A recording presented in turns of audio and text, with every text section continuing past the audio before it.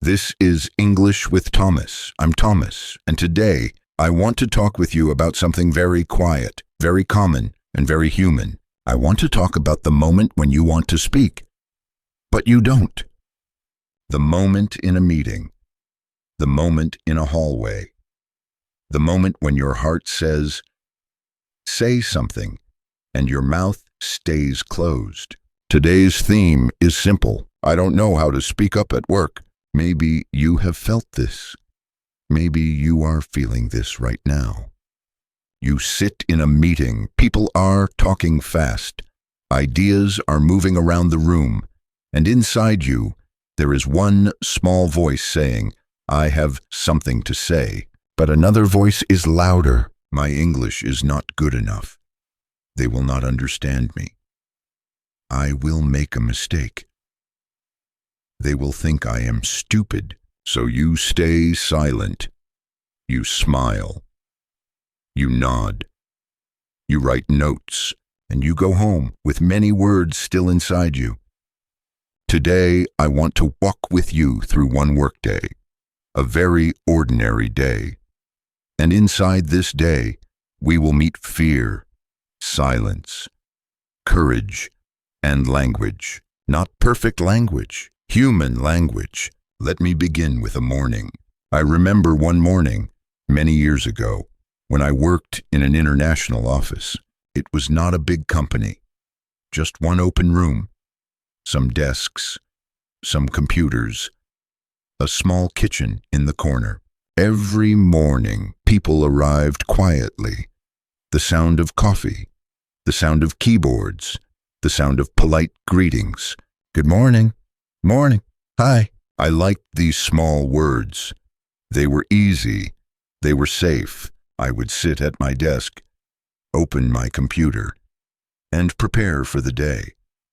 And every day, there was one meeting at 10 o'clock. Not a big meeting. 6 people. A round table. Some papers. Some charts on the screen. And every day, I had ideas. Not big ideas, just small thoughts, small suggestions. Sometimes I saw a problem. Sometimes I saw a better way. Sometimes I simply had a question. But every day I stayed quiet. I told myself, today is not the right day.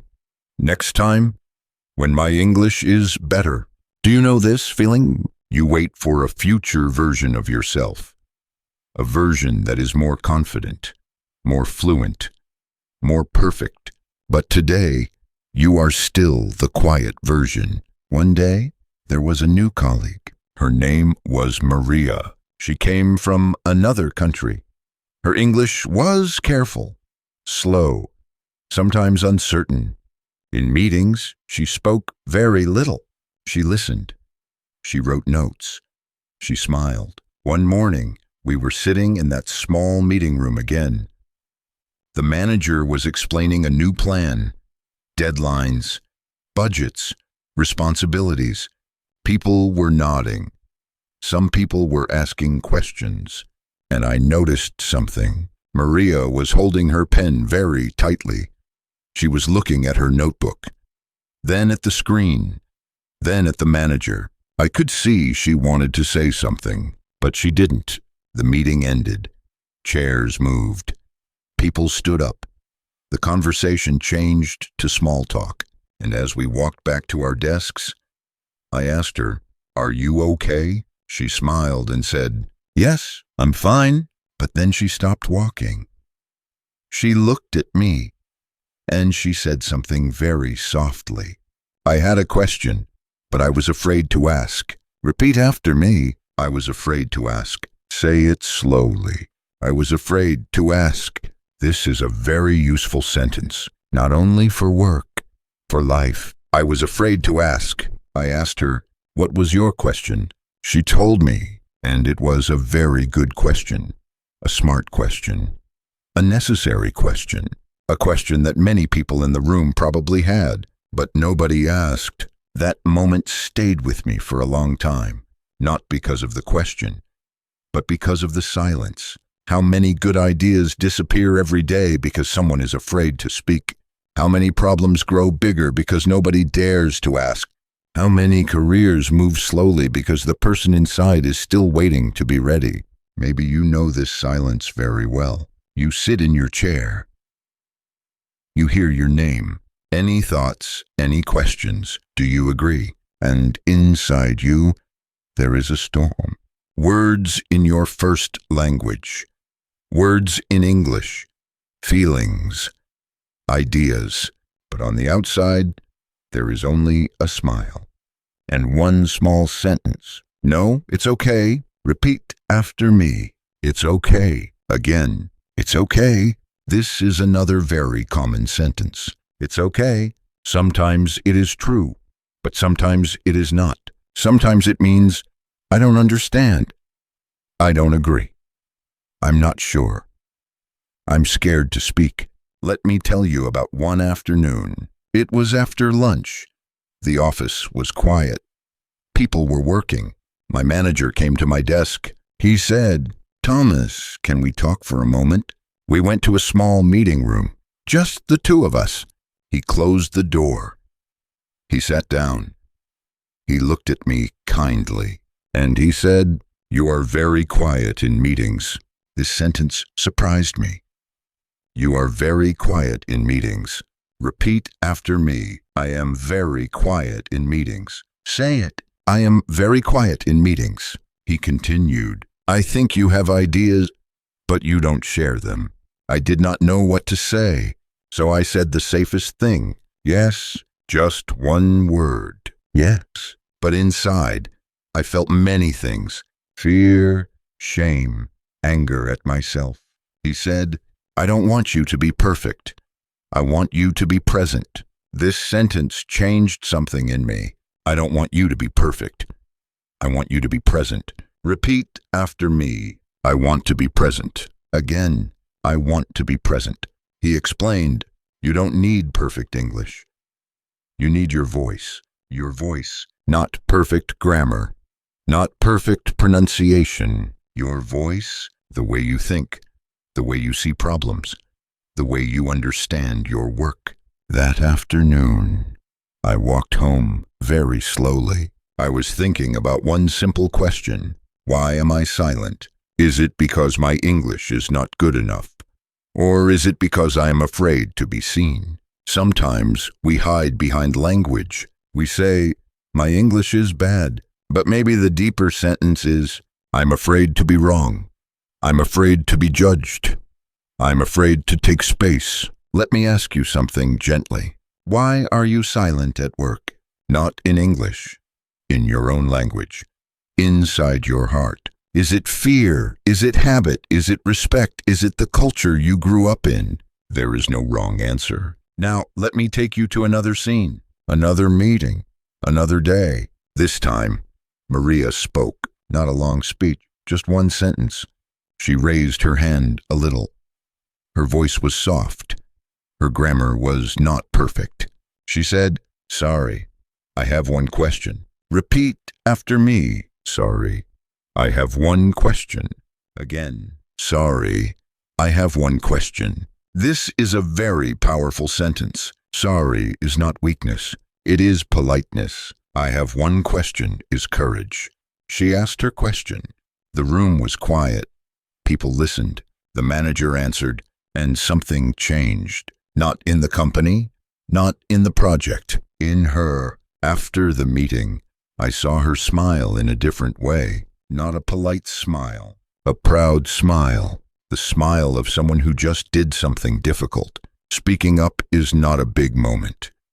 It is a small moment, a moment that lasts 5 seconds, but the feeling stays much longer. Let me teach you some very simple sentences today. Not business English, human English. Sentences you can use when you are afraid. First, I'm not sure, but repeat after me. I'm not sure, but this sentence is very safe.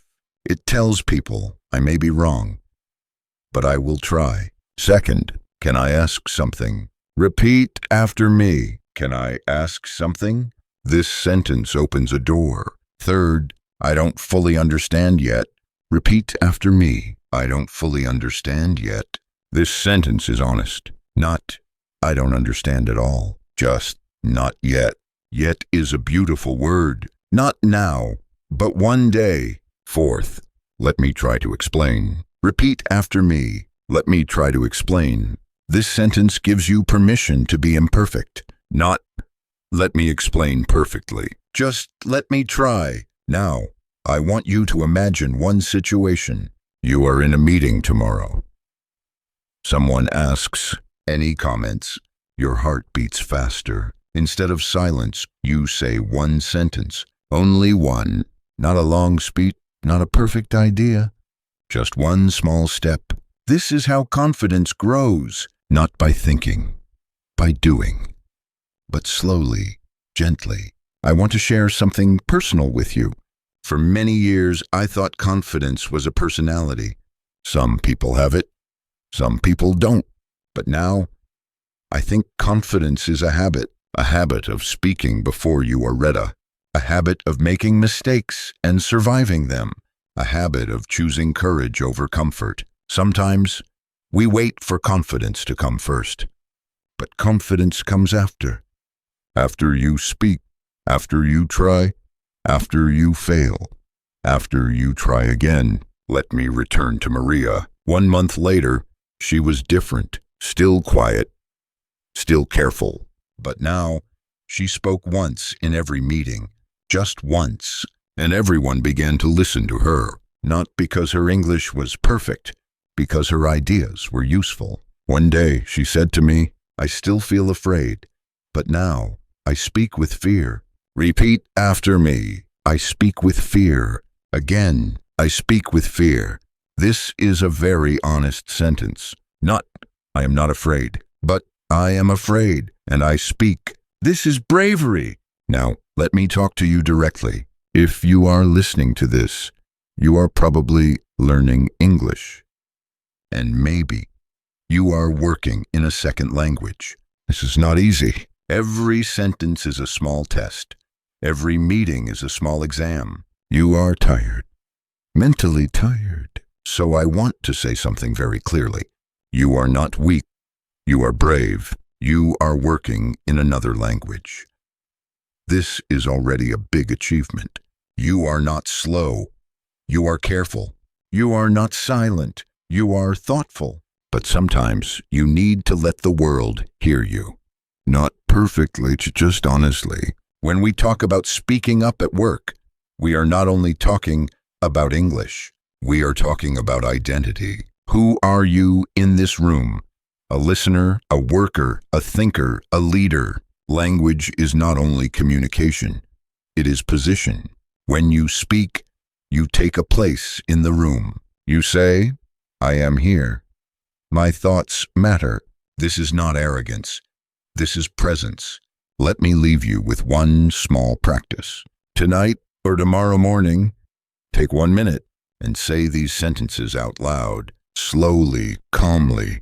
I have something to say. Repeat after me. I have something to say. Again, I have something to say. Then, my English is not perfect, but my ideas are real. Repeat after me. My English is not perfect, but my ideas are real. One more time. My English is not perfect, but my ideas are real. And finally, I will speak one sentence today. Repeat after me. I will speak one sentence today. This is enough. Not a speech, not a presentation. One sentence. Let this be your beginning. Sometimes, learning English is not about learning more words. It is about trusting the words you already have. Sometimes your progress is not faster speaking. It is braver speaking. I think this is true not only at work, in friendships, in families, in love. So many things remain unsaid, and sometimes one simple sentence can change a life. When we talk about speaking up at work, we are talking about speaking up in life, about letting yourself exist in sound. You are not too small. You are not too late. You are not too bad at English. You are learning. You are growing. You are becoming. I want to stay with you a little longer, not to teach more rules, not to give more advice, just to walk with you inside this feeling a bit more. Because the problem of speaking up at work is not solved in one meeting, not in 1 week, not in one sentence. It is something we learn slowly, like learning to trust a new road. Let me tell you about another moment from my life. This time, it was not in a meeting room. It was in the hallway, a very narrow hallway, with white walls and soft yellow light. I was walking back to my desk when I heard my manager talking to another colleague. They were discussing a problem, a real problem, a problem I understood very well. I stopped walking. I stood there with my notebook in my hand. I knew the answer, not a perfect answer, but a useful one. And again, the old question came back. Should I say something? This moment is very important, because this is where courage lives. Not in big presentations, not in formal speeches.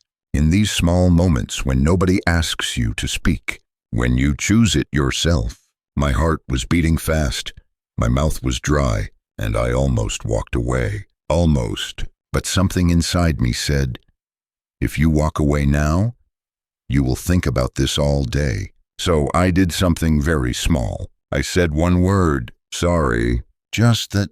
They both turned and looked at me, and I continued, maybe I'm wrong, but I think. Repeat after me, maybe I'm wrong, but I think. This sentence saved me many times in my life. It gives you protection and permission. I shared my idea. Not beautifully, not fluently, but clearly enough. They listened. They asked me one question. I answered, and then my manager said, that's helpful. Thank you, thank you. 2 simple words, but they stayed with me for days, because for the first time, I felt something new, not confidence, relief, the relief of not carrying my idea alone anymore. Sometimes, the heaviest thing is not speaking badly. It is not speaking at all. Let me ask you something else. What happens to your ideas when you don't say them? Do they disappear or do they stay inside you, becoming frustration, becoming sadness, becoming distance from your work? Many people think that speaking up is about being noticed, but often it is about being lighter, about not carrying everything alone. Now, I want to talk about mistakes, because I know this is your biggest fear. Making a mistake in English. Let me be honest with you. I have made hundreds of mistakes at work. Wrong words, wrong tenses, wrong pronunciation. I once said the wrong number in a meeting, a very wrong number. The whole room looked at me. I felt my face become hot, and I said, sorry, I made a mistake. Repeat after me, I made a mistake. Again, I made a mistake, and I corrected myself. Do you know what happened next? Nothing. The meeting continued. The world did not end. Nobody laughed. People forgot about it in 2 minutes, but I remembered it for 2 weeks. This is very important. You remember your mistakes much more than other people do. Other people are busy with their own fears, their own mistakes, their own lives. Most of the time, they are not judging you. They are thinking about themselves. So when you are silent because you are afraid of mistakes, you are protecting yourself from something that is usually very small. Let me share a thought with you. Perfection is very lonely. When you wait to be perfect, you wait alone. But when you speak imperfectly, you enter the world. You become part of the conversation. Now, I want to slow down with you for a moment. Take a breath and think about your workplace, your desk, your computer, your colleagues, your manager. Think about one recent moment when you wanted to speak, but you didn't. Not to judge yourself, just to notice. What stopped you? Was it vocabulary, was it grammar, or was it fear of the reaction? Sometimes we say, I need better English. But what we really need is a little more kindness to ourselves. Let me give you another small tool. When you don't know how to say something, you can say this. How can I say this? Repeat after me. How can I say this? This sentence is beautiful because it tells people I am thinking, I am trying, not I am weak, just I am searching for words. We all do this, even in our first language.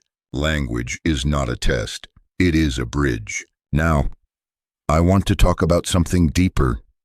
Sometimes, people who don't speak up at work are not afraid of English. They are afraid of conflict. They don't want to disagree. They don't want to disturb the group. They don't want to look difficult. So they stay silent. If this is you, I understand you very well. But let me tell you something gently. Disagreement is not disrespect. A different idea is not an attack. When you say, I see it a little differently, repeat after me. I see it a little differently. You are not creating a problem. You are helping the team think. Good teams need different voices, not louder voices. Different voices. Now, let me tell you about one last story. Near the end of my time in that company, there was an important meeting. A big meeting. Many people.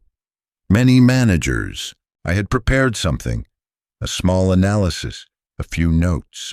I knew I had to speak, not because I was brave, because it was my responsibility. When the moment came, my hands were shaking. But I said one sentence. May I add something? Repeat after me. May I add something? And I spoke, slowly, carefully. I made mistakes, but I finished. And when I sat down, I felt something I had never felt before. Not pride, peace, the peace of being honest with myself. That day, I understood something very important. Speaking up is not about changing others. It is about respecting yourself. When you stay silent, you send yourself a message. My thoughts are not important. When you speak, even badly, you send a different message. I matter. This is not ego. This is self-respect. Now, before we finish, I want to leave you with one final reflection. When we learn English, we often focus on words, on grammar, on pronunciation. But in real life, the hardest part is courage. The courage to open your mouth before your sentence is ready. The courage to be seen before you feel confident. The courage to take your place in a language that is not yours yet. You are not just learning English. You are learning how to show yourself in the world. Slowly, gently, one sentence at a time. And if today you are still silent, that is okay. This is part of the journey. But maybe tomorrow you will say one small sentence, and that will be the beginning of something new. Let us stay here a little longer, not to rush to the end, not to finish the lesson, because real change does not happen at the end of a podcast. It happens in the quiet moments after, when you walk back to your desk, when you open your email, when you sit in your next meeting. I want to talk to you about one more feeling, the feeling of being invisible, not ignored, not rejected, just unseen. Many people who do not speak up at work feel invisible. They do their tasks. They finish their projects. They help their colleagues. But inside, there is a quiet thought. Do they really know me? Do they know what I can do? Sometimes, silence slowly becomes a wall between you and the people around you. And the longer it stays, the higher it becomes. Let me tell you about one colleague I once had. His name was Daniel. He was very good at his job, very careful, very reliable. Everyone trusted him. But in meetings, he almost never spoke. One day, after work, we were walking together to the metro station. It was cold. The street was quiet, and he suddenly said, "Thomas, do you know something?" I said, "What?" He said, "I feel like a ghost at work." Repeat after me. I feel like a ghost. Again, I feel like a ghost. This sentence is very strong. Not angry, not dramatic, just sad. I asked him, "Why do you feel that way?" He said, "Because nobody knows what I think. Nobody knows what I want. They only know my work." This is very important. At work, if you only show your work, people know your skills. But if you also show your voice, people know you. And this changes everything. Promotions, opportunities, trust. Not because you talk more, because people understand you more. Now, I want to talk about one very small but powerful habit. After every meeting, ask yourself one question. What did I not say? Not to blame yourself, just to notice. And then ask a second question. Can I say it later? Sometimes you don't need to speak in the meeting. You can write an email. You can talk after. You can send a message. Speaking up does not always mean speaking in public. It means not letting your thoughts die inside you. Let me teach you one very gentle email sentence. I was thinking about our meeting, and I wanted to add, repeat after me. I was thinking about our meeting, and I wanted to add, this sentence is calm, professional, safe. Now, I want to talk about culture, because many of you come from cultures where silence is respect, where speaking too much is rude, where disagreeing is dangerous. If this is your background, I respect you very deeply. You learn to listen first, to think first, to protect harmony. This is a strength, but in many workplaces, silence is not understood as respect. It is understood as distance, not bad, just distant. So you are not changing who you are. You are learning a new way to show respect in a new culture. By sharing your thoughts, by asking questions, by being present. This is not betrayal of your culture. It is expansion. Now, let me slow down again. Think about one colleague who speaks easily in meetings, not loudly, not aggressively, just comfortably. What do they really do? Often, they do very simple things. They ask questions. They summarize. They agree. They say, I agree with this. Repeat after me. I agree with this. This is also speaking up. You don't always need new ideas. Sometimes, you only need to show that you are there. Presence is built from small signals, a nod, a sentence, a question. Now, I want to talk about one more fear, the fear of accent. Many people are silent because they don't like their accent. Let me say something very clearly. Your accent is not a problem. Your accent is proof that you learned something difficult. Native speakers have accents too. Different cities, different countries. Accent is not a mistake. It is a history. When you hide your voice because of your accent, you hide your story, and the world becomes poorer. Now, I want to share one last practice with you. Not for English, for courage. Tomorrow, or the next time you are at work, choose one small moment. Not the big meeting, a small moment. In the kitchen, in the hallway, in a short discussion, and say one simple sentence, only one. For example, I think this could work. Can you explain this again? I agree with this idea. After you say it, notice your body, your heart, your breath. You will feel fear, and then you will feel something else, relief, because you did not hide. And little by little, this becomes your new normal. Let me tell you a secret. The people you admire at work were once as afraid as you are now. They just practiced longer. They were not born confident. They became confident by surviving many small fears. And you can do the same. Not by becoming someone else, by becoming a braver version of yourself. Before we finish, I want to say one final thing to you. If you are quiet at work, you are not broken. You are learning. If you are afraid to speak, you are not weak. You are human. And if today you still cannot speak, that is okay. The most important thing is not that you speak today. It is that you believe you will speak one day, because that belief changes how you walk into the room, how you sit in your chair, how you listen, how you prepare, and slowly, without forcing yourself, you will begin to speak, not to be loud, not to be perfect, just to be real. Let me stay with you for a little while more, not because there is more to teach, but because sometimes what we really need is not new information, but more time with one truth. And the truth today is this: you are not silent because you have nothing to say. You are silent because saying it feels risky. Risky for your image, risky for your position, risky for your heart. And this is very human. I want to talk about one more moment that many people experience. The moment after the meeting. The moment when you walk back to your desk and suddenly your sentence becomes clear. The perfect sentence. The sentence you should have said, "Do you know this moment?" You think, "Oh, why didn't I say that? That was so simple. That was so obvious."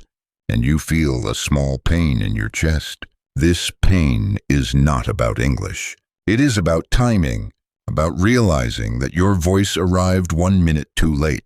This happens to everyone, and I want you to know something important. This is not failure. This is practice. Your mind is learning how to think in English under pressure, slowly, quietly. Every time this happens, you are closer to speaking next time. So when you think, "I should have said that," don't say, "I am bad at English." Say, "Next time, I will try." Repeat after me. Next time, I will try. Again, next time, I will try. Now, I want to talk about another kind of silence. The silence of being new. If you are new in a company, new in a country, new in a team, silence is natural. You are learning the rules, the culture, the personalities. You are watching carefully. This is not weakness. This is intelligence.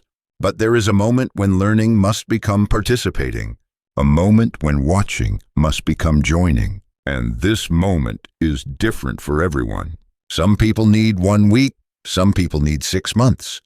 There is no correct time, only one important question. Are you silent because you are still learning, or because you are afraid to begin? Be honest with yourself. Gently, now, I want to share a very small but powerful idea with you. You do not need to speak when you have a good idea. You can also speak when you are confused. Confusion is a bridge. When you say, "I'm a little confused about this part," repeat after me, "I'm a little confused about this part." You help yourself, and you help others, because usually you are not the only one who is confused. But you are the first one who is brave enough to say it. This is leadership, not loud leadership, quiet leadership. Now, I want to talk about one more deep fear, the fear of being wrong in front of authority. Your boss, your manager, your senior colleague. This fear is very strong, because in many cultures, being wrong in front of authority has consequences.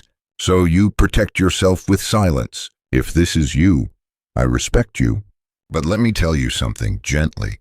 In many modern workplaces, your boss does not want perfection. They want information. They want to know what you see from your position.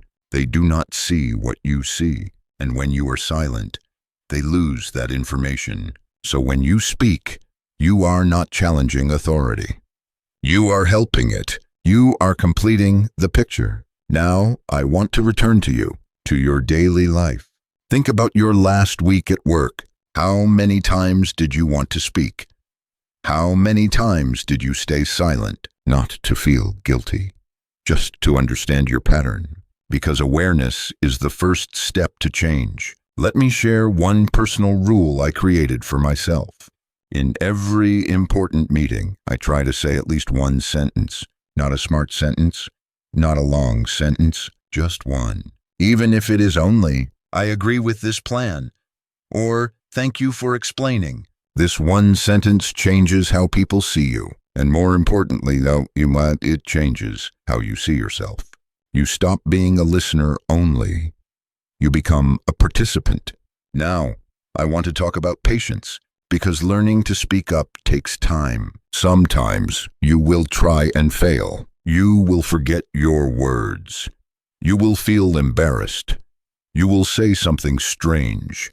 And maybe, after that, you will be silent again for a while. This is normal. Progress is not a straight line. It is 2 steps forwards, 1 step back. Do not punish yourself for your quiet days. They are part of your training. Let me tell you one more thing about mistakes. When you make a mistake in English, you think everyone noticed. But usually, people only notice your message, not your grammar. They remember what you meant, not how you said it. And this is very important. Meaning is more important than form. Communication is more important than perfection. Now, I want to talk about one last idea, your inner voice. The voice that speaks to you before you speak to others. Often, this voice is very strict. You will sound stupid. You will make a mistake. You are not ready. This voice is not your enemy. It is trying to protect you. But sometimes it protects you too much.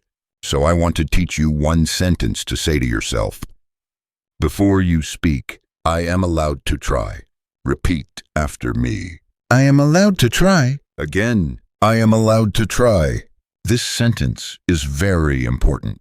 Not, I will be perfect. Just, I am allowed. Allowed to make mistakes. Allowed to be slow.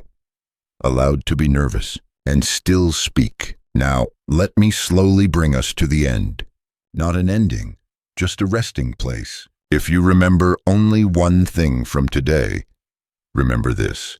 Speaking up is not about becoming someone new. It is about slowly letting people see who you already are.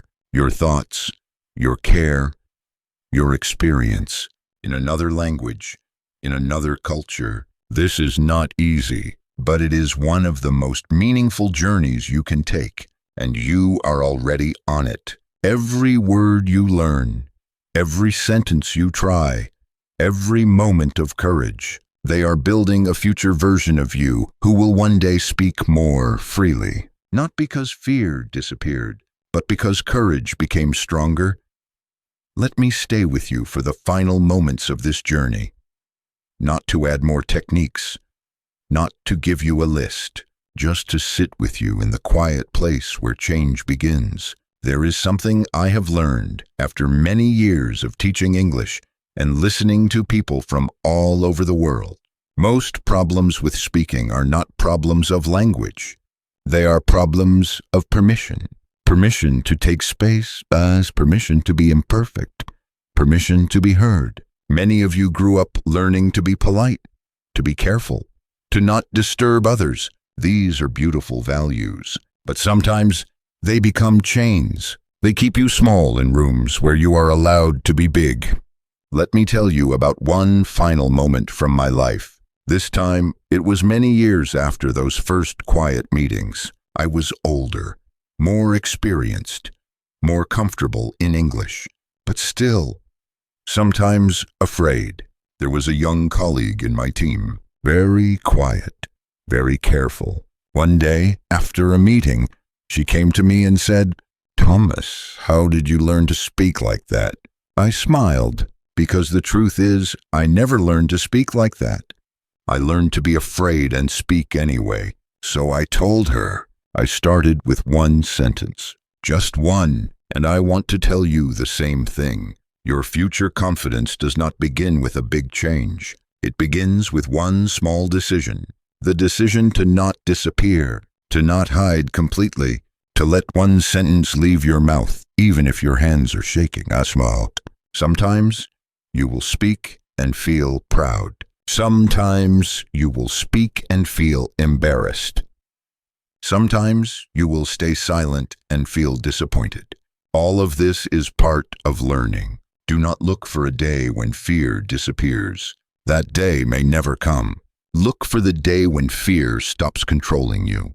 when fear sits quietly in the corner and you speak anyway. Now, I want to talk to you not as a teacher, but as a human being. If you are listening to this late at night, after a long day at work, feeling tired, feeling small, feeling invisible, I want you to know something very clearly. Your silence does not mean your life is small. Your quiet does not mean your future is limited. Many strong people begin as quiet people. Many leaders begin as listeners. Many confident speakers begin as afraid learners. You are not behind. You are in training, and training takes time. Now, before we say goodbye, I want to leave you with one final image. Imagine yourself 1 year from now, in the same office, in a similar meeting, but something is different. You are sitting a little straighter. You are breathing a little slower, and when the moment comes, you say one sentence, not perfectly, not beautifully, but clearly, and nobody claps, nobody celebrates. The meeting simply continues. And this is the most beautiful part, because this is how real change happens. Quietly, normally, without drama, one small sentence at a time, and one day, you will suddenly realize something. You are no longer waiting to be ready. You are already speaking. You are already part of the conversation. You are already here. This is English with Thomas. I'm Thomas. Keep speaking, keep growing, and keep trusting yourself.